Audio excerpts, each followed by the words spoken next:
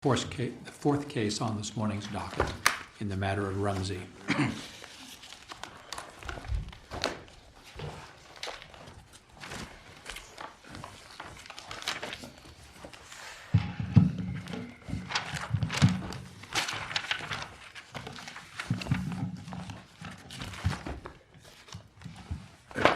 May it please the court, I am Alexander M. Walczak, Deputy Disciplinary Administrator. Mr. Chief Justice, with the court's permission, I'd like to reserve 3 minutes. 3 minutes is granted.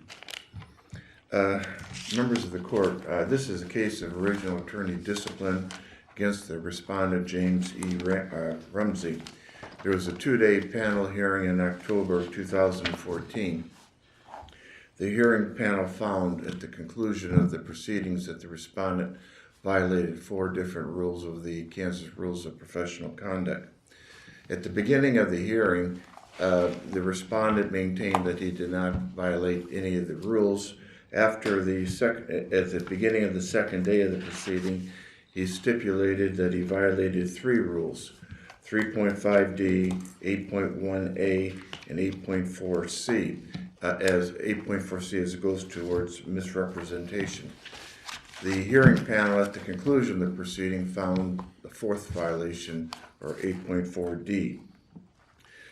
Briefly, the 3.5D and the 8.4D goes towards conduct of the respondent when in a court proceeding he referred to the assistant district attorney as a dirty bitch during the proceedings. The 8.1A and the 8.4C refers to the submission of an purported affidavit during the investigative process. At the panel hearing, I recommended that the appropriate discipline for the misconduct was suspension from the practice of law for a two-year period, followed by a 219 hearing before he could be reinstated. The respondent requested censure, and the censure be published in the Kansas reports. The hearing panel unanimously recommended to this court that the respondent be disciplined by a censure and the censure be published in the Kansas reports. On review before this court, the respondent did not file exceptions to the final hearing report. Therefore, I believe that the issue before you today is what is the appropriate attorney discipline for this matter. I ask today that you affirm the findings, fact, the conclusions of law, and I recommend to you that the appropriate attorney discipline is suspension from the practice of law for a period of 1 year, and followed by Rule 219 hearing before reinstatement. Mr. Walczak, why has your recommendation changed from 2 to 1 today? Because I didn't have, when I made the recommendation for a 2-year period, that I did not have the benefit of having the findings of the hearing panel, their conclusions of law, as well as their finding of aggravating factors. Having those now, I amend my recommendation. And essentially what I placed weight on was the findings of the panel that of the prior 6 records of attorney discipline, and the comment by the hearing panel, or the finding, that quote, some of the previous disciplinary cases involve the same violations of the KRPC that are present in this case. I also placed weight on the fact that the finding of the aggravating factor by the panel that the respondent knowingly made false statements of material fact during the disciplinary matter. That was their finding of and the respondent's stipulation to KRPC 8.1A. The panel also found that he knowingly violated his duties, and there was actual injury in this case. For these reasons, I recommend suspension for a period of 1 year in a 219 hearing. Do you have an opinion on how much weight was placed upon the discipline in 2003? In other words, what I understand is a prior discipline of 1 year, prior suspension? The hearing panel in their final hearing report broke out the 6 records of prior attorney discipline, some of which they labeled that they maybe it was remote. The 2003 they did focus on, and in fact they did quote in the hearing, in their final hearing report, some of the comments by this court in the 2003, and they were concerned about whether or not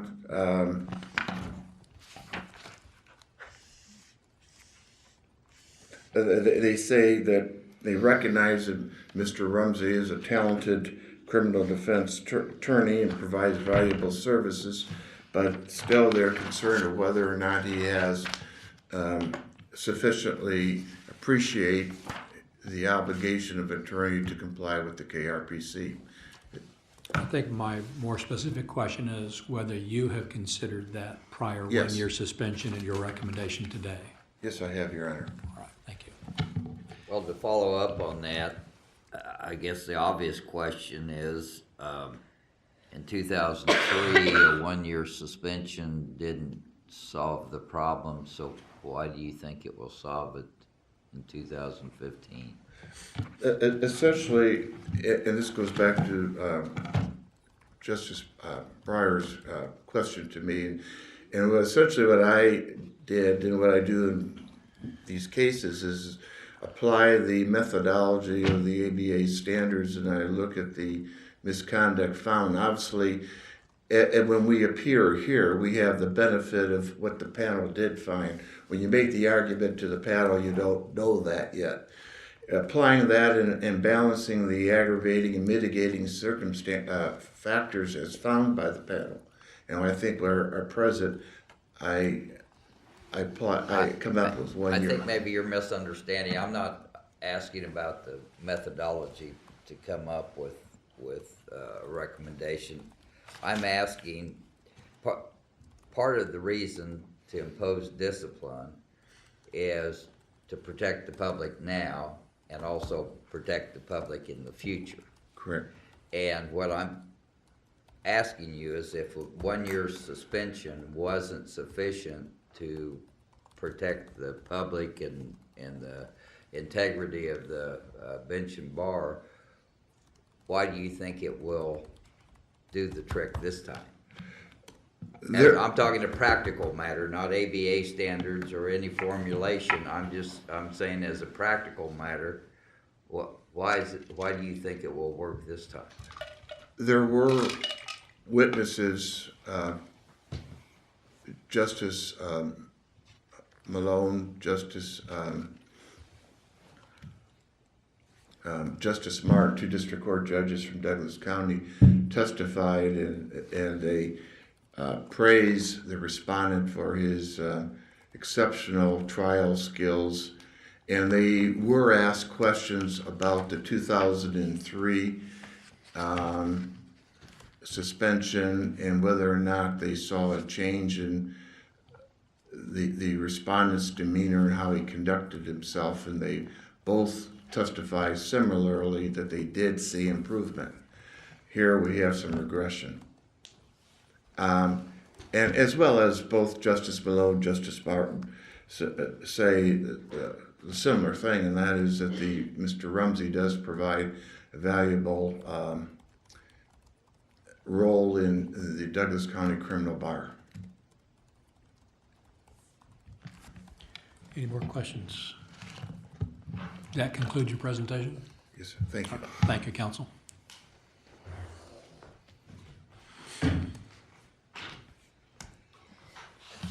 May it please the court, I'm Jerry Levy and I represent Mr. Rumsey in this matter. The obvious elephant in the room, of course, is Mr.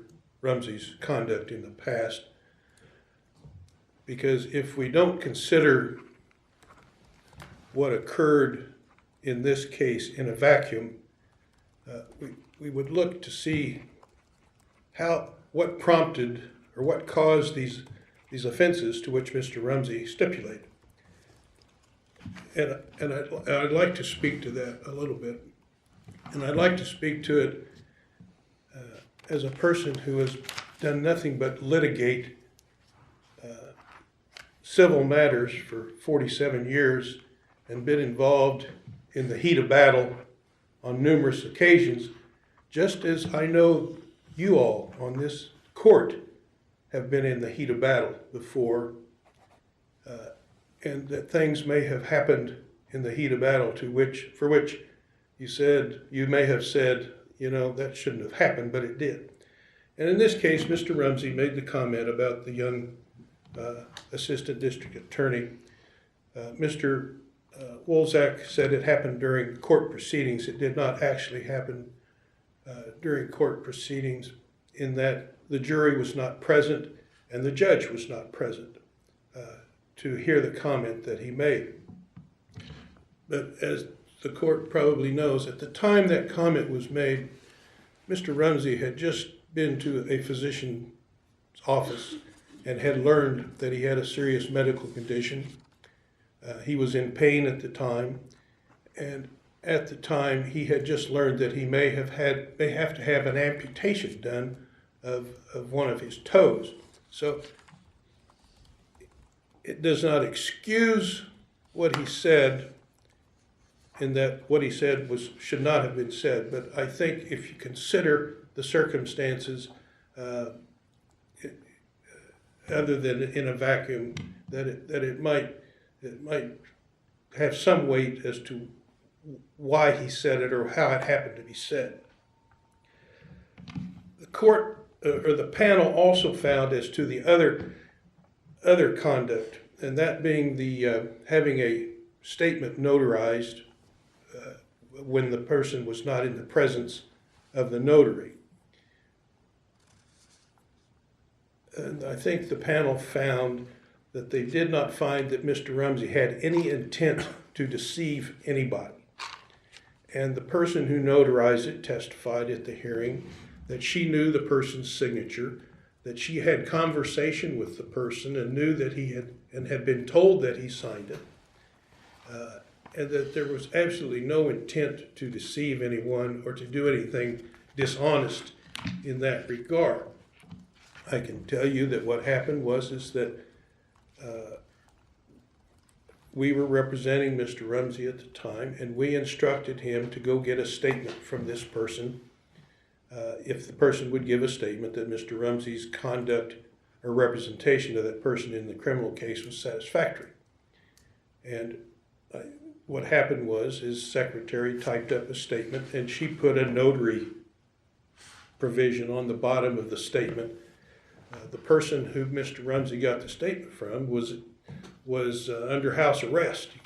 He had an ankle bracelet, I think, and so he couldn't come to Mr. Rumsey's office to sign it in the presence.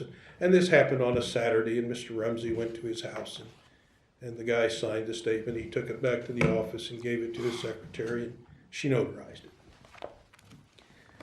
I think if you take these two instances and consider how everything happened, probably Mr. Rumsey would receive a slap on his hands and say, don't do it again. But the obvious elephant in the room is his prior conduct. And in the trial of this matter, we knew that was the major issue, and Mr. Rumsey knew it was the major issue, and he will address you later, after I get done, and talk about it. But two very prominent members of the judiciary testified in that case, one of whom sat with you all for a while before Justice Stegall took his seat here. And Judge Malone knows Jim Rumsey as well as anybody. And he came to that court and he testified on behalf of Mr. Rumsey and gave very favorable and credible testimony about Mr. Rumsey and about how he's needed in Douglas County. And then we had just Judge Paula Martin, who at one time was just in the position of Mr. Walzak, was a deputy disciplinary administrator. And she testified, and she gave very credible and favorable testimony with regard to Mr. Rumsey and how he is a needed member of the bar of Douglas County. There are only a handful of lawyers in Douglas County who can competently defend major felony cases, and Jim Rumsey is one of them. We had the testimony of Sherry Loveland, a prominent attorney in Douglas County who has known Mr. Rumsey for over 30 years, who has litigated against him. I recall her testimony being something to the effect that if she were in trouble and needed a lawyer in a criminal case, she would hire Jim Rumsey. And I think if you would take a poll of the Douglas County Bar, the majority of people who don't do criminal law, including myself, if we need somebody to represent somebody in a serious criminal matter, Jim Rumsey's the first person that is called. He's at the top of the list. But didn't Judge Martin and Ms. Loveland also say that they had experienced similar conduct from the defendant? Yep, and you know what they said? Essentially, they said, that happens in the heat of battle. Things like this happen. Neither one of them was offended and said so. Said, things like this happen in the practice of law. They didn't condone it, but they weren't necessarily offended. Judge Martin was asked by one of the panel members about that specifically, and Judge Martin, as I recall her testimony, was something to the effect, well, that's water off a duck's back. That wasn't a big deal to me. That's essentially what she said. So at any rate, the panel concluded unanimously in their decision. They clearly weighed the evidence. They clearly and seriously considered the prior conduct. There's no question about it, that they considered the prior conduct. And the panel heard evidence from reputable and reliable witnesses, including 2 members of the mental health community. One, Dr. Mouille, M-O-U-I-L-L-E, who has worked with Mr. Rumsey in the practice of helping people with mental health problems, and highly praised Mr. Rumsey for his work that he does. The other was his treating psychiatrist. Mr. Rumsey has sought help. He is in treatment now with a psychiatrist. He's doing everything he can to try to see that he's a model citizen, a model member of the bar, and that he will continue to practice law. He's 68 years of age. He's toward the end of his career, I would imagine. And I think he is a needed member of the bar in Douglas County. He takes full responsibility for what he is not denying what happened. He is totally contrite with regard to what happened. And I think he deserves the opportunity to continue the practice of law without a suspension. The Judge Martin and Judge Malone both said that until this event happened that we're here about today, that in the 10 or 11 years following his suspension, he was a model citizen as far as a member of the bar, and carried out his duties in a very effective manner. He takes this seriously. He understands the consequences, and he is very sorry for what has happened. And I think that I will let Mr. Rumsey speak to you now if you have no further questions of me. I do have a question. Yes, that Chief. if you cannot answer, perhaps your client can. Did I understand you to say he currently is undergoing treatment with a psychiatrist? Yes. Okay. Who And, testified in the hearing, Dr. Lau. but that is still ongoing. Yes, I think he had an appointment with her this week. And has there been a diagnosis made, or is this just informal counseling, or do you know? I think I'll have to let Mr. Rumsey speak to that, Your Honor. Very well. Any further questions of counsel? Thank you. Thank you.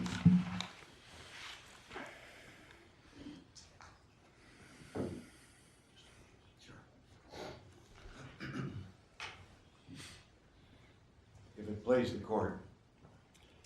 I'm Jim Rumsey. I'm an attorney who's been practicing law the majority of the time in Lawrence, Kansas, but a total period of 42 years. I'm 68 years old. I have a wife, Nancy, to whom I've been married 46 years. We have 2 kids, both girls, Kate and Sarah. Kate's 41, Sarah's 35. I limit the vast majority of my practice to criminal and family law. For my time in Lawrence, I have been on the panel of lawyers who are appointed to represent indigent defendants at all levels. I'm one of only a few lawyers who are appointed to the most serious crimes, major felony cases in our community. I truly believe that I've served in that capacity to the best of my ability. If I'm allowed to, I will continue to do so in an honorable and professional manner.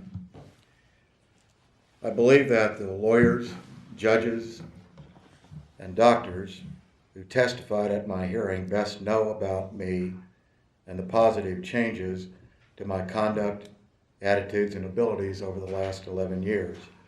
And now to try to answer your question, I may not have the DSM-5 or 4-TR category, but it's basically an anxiety disorder.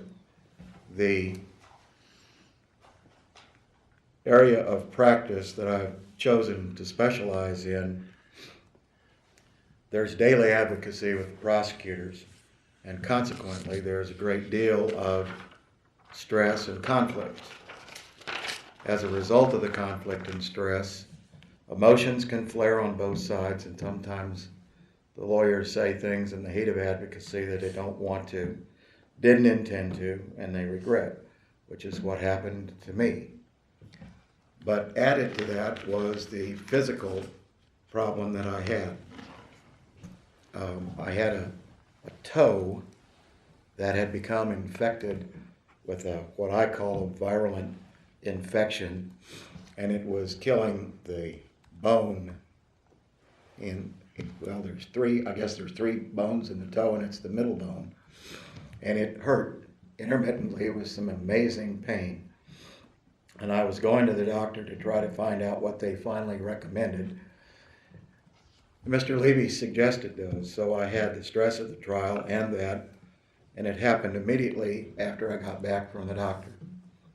So what Dr. Lau has been doing is giving me some techniques to deal with stress. Not prescription medication and not the typical kind of mental health treatment, but the idea of dealing with stress. She did some diagnostic tests and laboratory tests to find out if there was anything chemically that was imbalanced, and that turned out to be negative.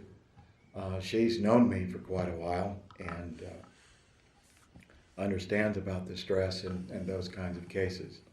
That's about the best short explanation I can give to you. Are you under a plan of treatment, or just as needed, or how's that working? Well, it's kind of as needed. We've talked about certain breathing techniques and relaxation techniques, which I try to practice every day. If you noticed, when I was sitting out here, I was doing some of them. This is a stressful situation, as anybody could understand. During the last 11 years, I've helped a lot of people. I've been successful in causing the dismissal of at least 100 cases where my clients were wrongfully charged. I've made mistakes in the past, and I've been sanctioned. There's nobody to blame for that but me. As an advocate and a trial lawyer, I take pride in my accomplishments. For my mistakes, I'm truly ashamed. Some of them were just plain stupid. As a trial lawyer, I've reacted in the heat of battle in an inappropriate way. Dr. Lau, I think, testified at the hearing that she was surprised that I even tried to continue with the trial, given what I was going through. For my recent conduct and my remarks to the Assistant District Attorney, Ms. Britton, I'm really sorry, and I apologized to her on the record immediately afterwards. Also, without thinking, I had my legal assistant notarize my client's signature on the piece of paper. I understand it was a violation. I did not quite understand it then. Well, Mr. Rumsey, that concerns me a bit. If we have 40-plus years of practice and not understand that the jurat says subscribed and sworn before me, and that an affidavit is a sworn statement, that it's almost fraudulent to swear that it was sworn to when it wasn't. And I mean, it's not, used car dealers, I'm sure, do that all the time, but we expect a little bit higher level of professionalism, I think, from attorneys. The circumstances were unique. Getting my secretary, she didn't have the ability to go out to his house. He couldn't violate the conditions of his house arrest and come to my office. He did testify it was his signature and that he made that statement and that kind of thing. And I understand it's a violation. I'm simply saying at the time it seemed to be the thing to do. And I apologize. I can't turn back the hands of time and change things. I understand now, and I've taken steps to prevent that. One of them being that I'm a notary now, so I could notarize his signature then. It's always been somewhat a little bit repugnant to me that lawyers notarize their clients' signatures on things, because how do you know that they really were present when they were signed and that kind of thing. I understand that a lot better now. I should have known better. There's no question about it. As the panel found, I didn't have any intent to harm anybody or to deceive anybody. I know it's not an excuse, as you pointed out to me very clearly, and I hope you accept my statement. I'm not going to do it again in the future and not to try to deceive anybody. Did I understand you to say you see Dr. Lau as needed, or you have regularly scheduled? Well, it's about every 45 days. I mean, what So we're once doing now once is- every 6 weeks or so? Yeah, something like that, yeah. She, there really is, I think we're kind of becoming at the point of the end of my contact with her, which started maybe in July-ish, something like that. Because it's the things that she has given me to do to relieve stress are helping. She's not a big believer in giving people medication because she believes that the medication simply masks a situation that can be controlled by the individual person. And she tries to get to know people, and I got lucky because she knew me. I guess that's the best answer I can give to that. I know that you're looking at my conduct in this issue, but we'll be looking at the conduct of mine from the past sanctions, and I expect nothing less. It's been more than 11 years since I was suspended, and I'm now ending the end of my career, as Jerry indicated. There isn't any other profession that's totally responsible to the public and that carries the burden of doing good deeds. Often those good deeds go unrecognized and certainly uncompensated. I want to finish my career and do good deeds and continue to provide services for the people who I represent, who deserve excellent representation. And I know with your consent, I will do just that. I do accept full responsibility for my actions. I accept the recommendation of the panel that I be sanctioned by public censure. I have been in medical treatment, and the medical treatment is ongoing, and I'm not sure when that's ever going to stop. and therapy. I truly believe that even at my age, I'm making progress towards a method of ensuring that I'll never make similar mistakes again. And I beseech you to grant me the opportunity to continue to serve my community to the best of my ability. What is your thought about, and I know things change when you're at your age and our age, but what are you thinking in terms of your future and your practice? Maybe another 2 to 4 years. I mean, it's